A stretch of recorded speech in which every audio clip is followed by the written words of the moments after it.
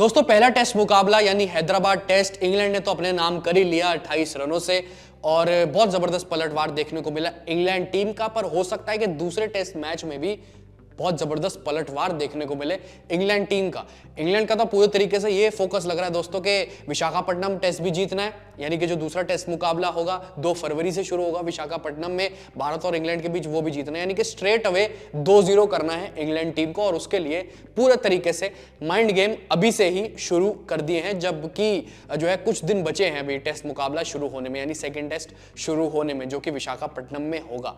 और Brendon McCullum ने बहुत जबरदस्त मार्केटिंग प्लान बनाया है और जो बताया है उन्होंने मार्केटिंग प्लान वो बहुत जबरदस्त है, यानी कि पूरे तरीके से हाइप क्रिएट करने की कोशिश करी और हाइप क्रिएट हो भी गई है। ब्रेंडन मैकेलम ने जो क्रिएट करने की कोशिश करी है पूरे तरीके से क्रिएट हो गई है दोस्तों। और उनका साफ तौर पे यही एक मतलब होगा कि भारतीय बल्लेबाजों को उन्होंने एनालाइज कर लिया कि उनको स्पिन खेलने में दिक्कत तो आई है। टॉम हार्टले को खेलने में दिक्कत आई थी, जैक लीच को खेलने में दिक्कत आई थी जब पिच पूरे तरीके से टर्न हो रहा था। जैसे दिन बढ़ते गए आगे तो भारतीय टीम के बल्लेबाजों को, चाहे वो टॉप ऑर्डर हो चाहे वो मिडिल ऑर्डर को, अपनी ही सरजमी पर स्पिन खेलने की में दिक्कत हुई है पूरे तरीके से।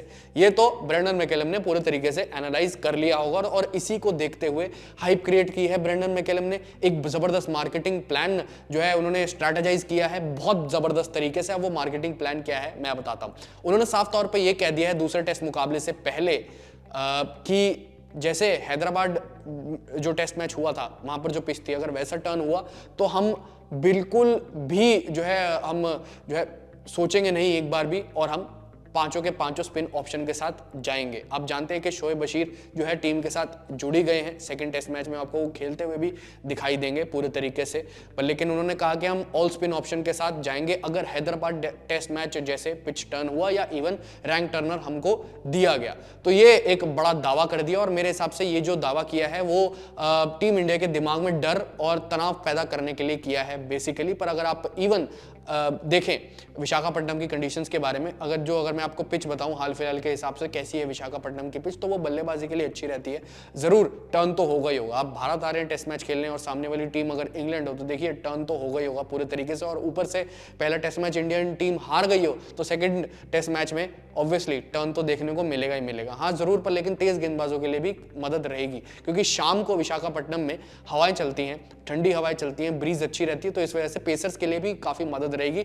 उसको दिमाग में रखते हुए, उस सिनेरियो को देखते हुए ये सबसे बड़ा सवाल आता है कि क्या ब्रेंडन मैकेलम और बेन स्टोक्स ये सोच रखेंगे तब भी इन सिनेरियोज को ध्यान में रखते हुए, पिच कंडीशंस, हवाएं, इन सबको ध्यान में रखते हुए कि वो ऑल स्पिन ऑप्शन के साथ जाएंगे। अगर आप ऑल स्पिन ऑप्शंस की उनकी बात करें, Shoaib Bashir off break bowler team के साथ जुड़ी गए हैं वो, उसके अलावा टॉम हार्टली, जैक लीच हैं दोस्तों, उसके अलावा अगर आप देखें रेहान अहमद और फिर जो रूट, ये 5 स्पिन ऑप्शंस है और पेसर एक भी नहीं।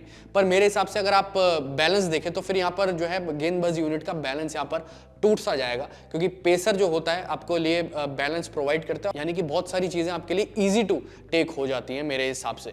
पर लेकिन अगर आप देखें तो मार्क वुड की पर गाज गिर सकती है और जेम्स एंडरसन अपनी टीम में जगह बना सकते हैं। हो सकता है कि रेहान अहमद पर गाज गिर जाए और उनकी जगह पर शोएब बशीर टीम पर आ जाए। और ये भी एक सिनेरियो बन सकता है कंडीशंस और हवाओं को देखते हुए जो कि शाम के चलती हैं विशाखापट्टनम में, उसमें मार्क वुड और जेम्स एंडरसन को रखा जाए। फिर उसके बाद 3 ऑप्शंस तो रखे जाएंगे ही जाएंगे। टॉम हार्टली, जैक लीच तो हैं, रेहान अहमद की जगह शोएब बशीर टीम में आ जाएंगे। उसके अलावा इनके पास जो अगला ऑप्शन है गेंदबाजी का, यानी कि जो छठा गेंदबाजी ऑप्शन होगा फिर वो होंगे जो रूट। तो 5 गेंदबाज तो ऐसे ही हो गए जो कि मैंने बताए कि Mark Wood, James Anderson, conditions को ध्यान में रखते हुए जो मैं सिनेरियो बता रहा हूँ। उसके अलावा Shoaib Bashir, Tom Hartley, Jack Leach, फिर उसके बाद अगर आप देखें तो जो अगला ऑप्शन रहेगा जो गेंदबाजी कर सकता है पार्ट टाइम बॉलर जो रूट होंगे, जिन्होंने पहले टेस्ट मुकाबले में जो है 5 विकेटें ली थी।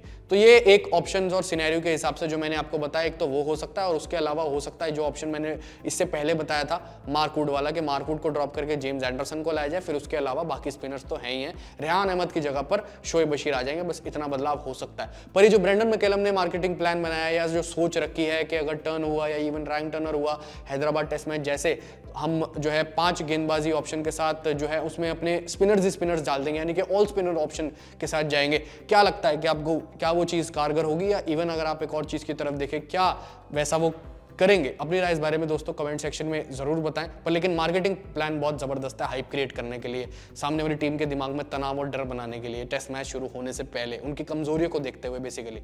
अपनी राय कमेंट सेक्शन में जरूर बताएं। फिलहाल अभी के लिए इस वीडियो में इतना।